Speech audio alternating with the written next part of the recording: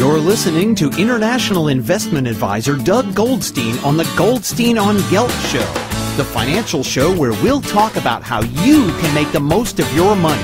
With all the confusing financial chatter bombarding you each and every day, Goldstein on Gelt will give you the practical information you want and need about living a financially stable life. Here's your host, money maven Doug Goldstein. Okay, we are back. I'm very happy to have on the Goldstein on Gelt show Professor Andrew Wilson, who's a professor of strategy and policy at the United States Naval War College. Andrew, a real pleasure to have you. My pleasure, Doug. Thank you. So your focus is on strategic thinking, but not necessarily current. It's on historic strategic thinking. So before we discuss some of the strategies, could you just focus a little bit on why it's so important to learn the strategies from history, being that the world today is just so much different? Well, I think there's two big reasons why the classics of strategy are really, really useful, even when dealing with contemporary issues. For one, warfare has changed immeasurably over the course of history, right? There's little in common between, say, a Roman galley and a modern aircraft carrier. But what strategy is it's a question of using the means at your disposal, whether a galley or an aircraft carrier, to compel an adversary to bend to your will, your political will in war. So the greatest works of strategy, like Clausewitz or Sun Tzu's Art of War, are about the human contest of wills that takes place within the larger machinery of warfare. And that makes them really, really useful, if, that is, you study them rigorously. I think a second reason is that the case study method, whether you're using it in business school or, say, in a war college, which is what we do with Naval War College, what that does, the case study customs the mind to critical analysis and looking back at crucial strategic choices, both good choices and bad choices, made by leaders in the past. And that's the best way to hone the skills needed to evaluate the risks and rewards, costs and benefits of different courses of action in the future. I think the risk-reward thing, what you're saying, is actually very related to what we talk about a lot on the show. This is a personal finance show. My real job is that I'm an investment advisor, and we do the radio gig once a week. But we talk to clients a lot about risk and reward, I guess in a similar fashion to what you do. But then we always disclaim it, and we say, but of course, past performance is no guarantee of future returns. So then they say, so why are we looking at the past? And I think what you're touching on is really sort of answers that question a little bit. Yeah, it's very easy to engage in teleological analysis, which is, well, that decision worked out really, really well. That guy made a profit, or they won that particular war. But you have to interrogate the choice as it was made in real time, operating on imperfect knowledge. And how well did that decision maker, that general or that business leader, make that choice based on that limited knowledge? And that's about analysis. It's not about picking the right number or it's not what we call Monday morning quarterbacking. It's not second guessing the decision the coach made yesterday. It's coming up with an alternative course of action that's better. And those are really essential skills, because if you're looking at a risk reward calculation on imperfect knowledge, if you want to make that investment, if you want to invade that country, you're going to downplay the risk, and sell the rewards really big, and that's not objective, and you really need to have that objective analytical skill. Yeah, that's very true. So if we look at, for example, the very, very ancient history, in fact, you wrote a book about China, and you're working on a new translation of Sun Tzu's Art of War, right? Absolutely, yeah. What is it what's new, in other words? What are you bringing to the table that wasn't there before?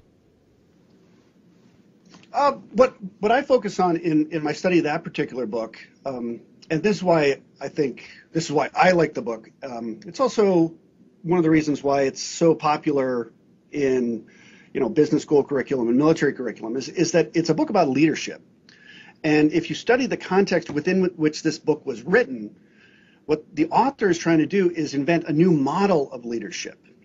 A new model that's appropriate to the very changed realities of warfare and statecraft in ancient China. And that required a new standard of leadership, of command. That required a leader not to be an aristocrat born to command in war, but someone who was bred to command in war, who had been educated, who was a brilliant strategist, but also a ruthlessly effective organizer. I think it's funny you say that about organization. I'm always bewildered, totally amazed how I run a small business, right? I've got a few people that work for me, and just keeping track of that, paying the salaries every month requires a meeting and an accountant and a bookkeeper. But all of a sudden, you're working with an army that's got tens or hundreds of thousands of soldiers. Someone's got to organize that, and that.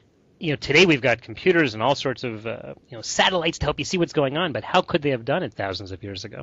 Yeah, I mean the bookkeeping alone. But can you imagine? I mean, and this figures very prominently in the book. How do you lead an army in battle? I mean, here you have a commander who's standing on top of a command tower, ordering different flag configurations and different beatings of drums and bells to coordinate the movements of 100,000 people on a field of battle. The book says that, in the tumult and uproar, the battle seems chaotic, but the general sees order in that, and that's not just management skills. It's a kind of artistry. Sort of like a conductor of an orchestra, but here you have an orchestra of 100,000 armed men, clashing with another 100,000 armed men. It's really an absolutely unique set of skills. That's amazing. We are talking with Professor Andrew Wilson, who is at the United States Naval War College, and he's written a number of books about strategy, and he teaches a lot about strategy. And Andrew, you just mentioned about the skills that a military leader brings to the table. A lot of times in business and when we're looking at investments, we find that there are military leaders who left the military and went into business, and they're incredibly successful. In fact, here in Israel, we often find that the top people both in the economy as well as the government were all the top people in the army. Is that just a given that we should assume someone who's a leader will succeed in any aspect of life? My answer to that would be a qualified yes. I'd say yes in the sense that the organizational skills, the discipline, the personal management abilities required in the military are going to be essentially the same as in business. In any large hierarchical organization engaged in a competition, you're going to see a lot of parallels. Likewise, I think good business leaders, because they have those skills as well, can be very good military leaders. And I think there's movement back and forth. But I'd say that's a qualified yes, because the ultimate leadership decisions are going to be different, because in business, it's about profit and loss. It's about financial risk and reward. But the military, the calculations are about life and death. It's about political risk and reward. It's about the survival or ruin of the nation. So you wouldn't say necessarily that, well, this company has a CEO and a CFO and a CIO and they were all generals. That's not necessarily proof that this will be a successful stock to invest in, for example. Not necessarily, and I think and this is definitely a modern phenomenon, but particularly apt for decision makers who have come up in the U.S. and the Israeli militaries who achieve very high ranks.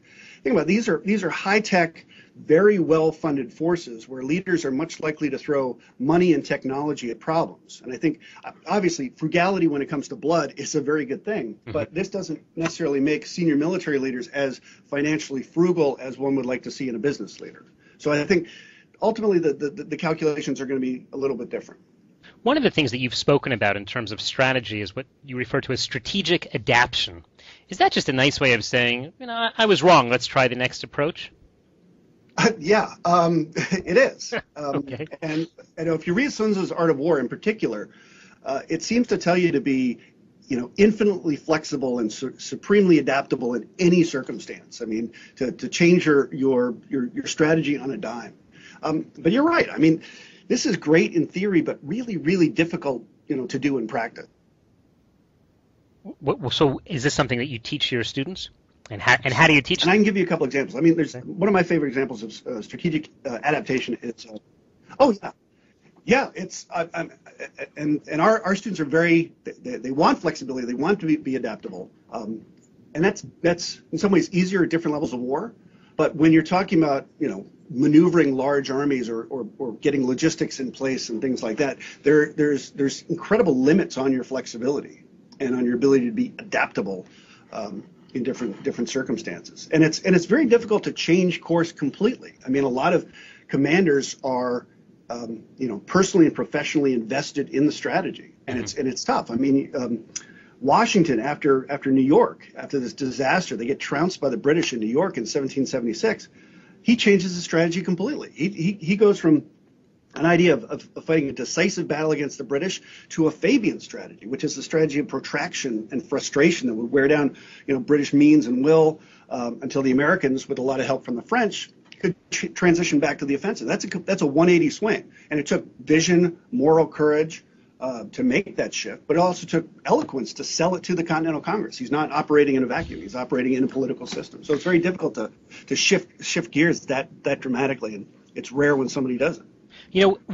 In comparison, I see that certainly in investing. When the market crashes, I'll get a lot of calls from clients, and they say, "Hey, Doug, maybe we should sell out." And then I'm usually the one who has to hold their hand and say, "Listen, we have a long-term strategy. You can't go engaging in strategic adaptation just because you don't like the way the market looks today." But of course, They say, "Well, how do we know that it's not the end of the world?" Because if you remember, 5-6 years ago, people said all the banks were going to collapse, and the FDIC would collapse, and the government would collapse. If that had turned out true, it would have been obviously retrospectively smart to have changed our strategy rather than to stick to it.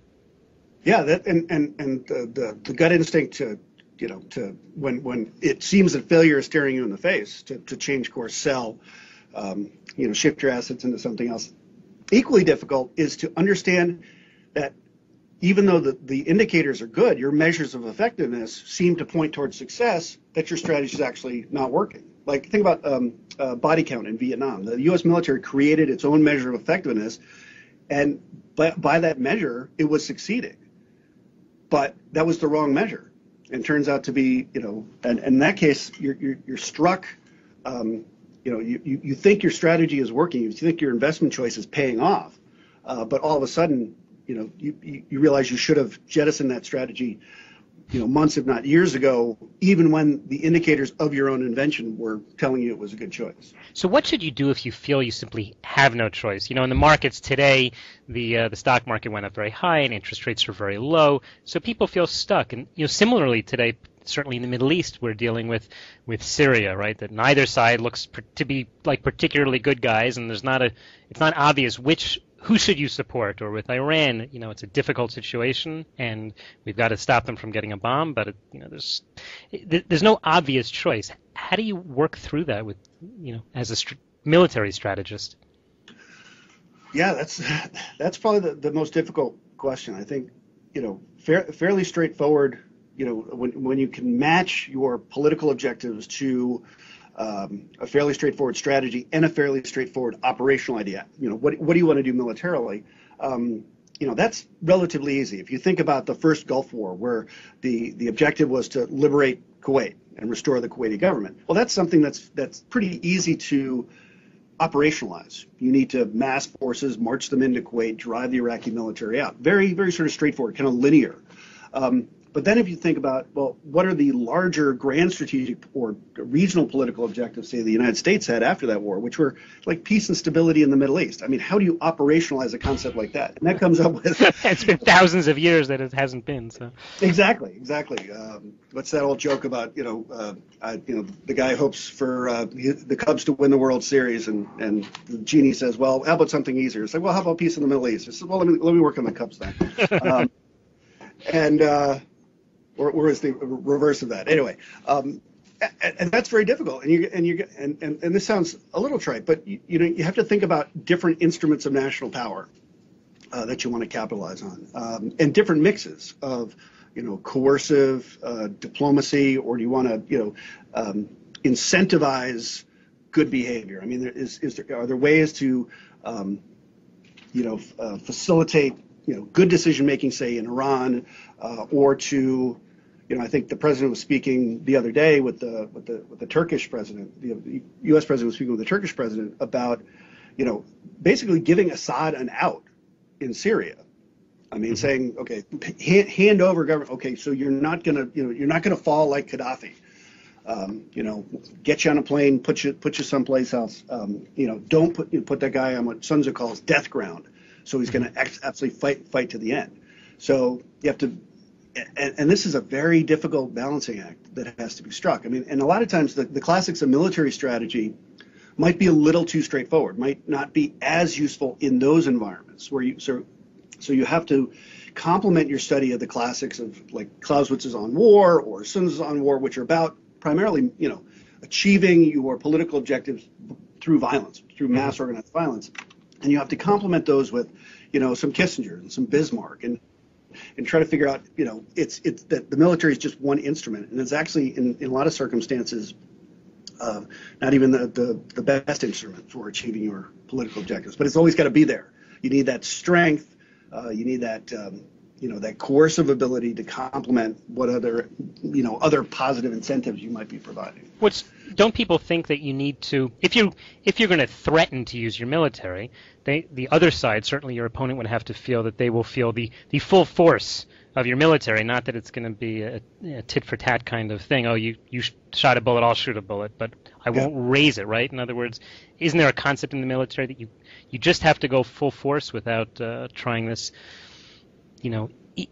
equal force against who you're fighting, especially for the Americans, because there is no equal force.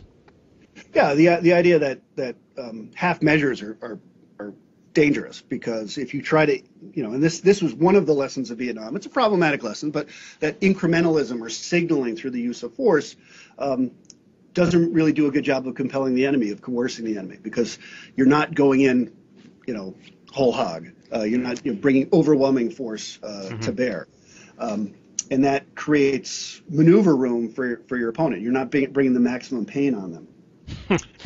All right. And but actually, the Sun Tzu has a couple of interesting. In chapter 2, it gives us an idea of sort of a hierarchy or a progression, a hierarchy of strategic preferences or a progression of strategic targets. And the first is to attack the enemy's strategy, figure out what their means, ends, equations are. How are they trying to achieve their political ends?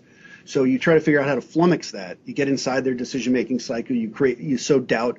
The second thing you do is attack their alliances, make them feel isolated, and that can be diplomatic, or could be used. You could use the military to isolate an adversary physically from his allies, prevent material and manpower aid from getting into him.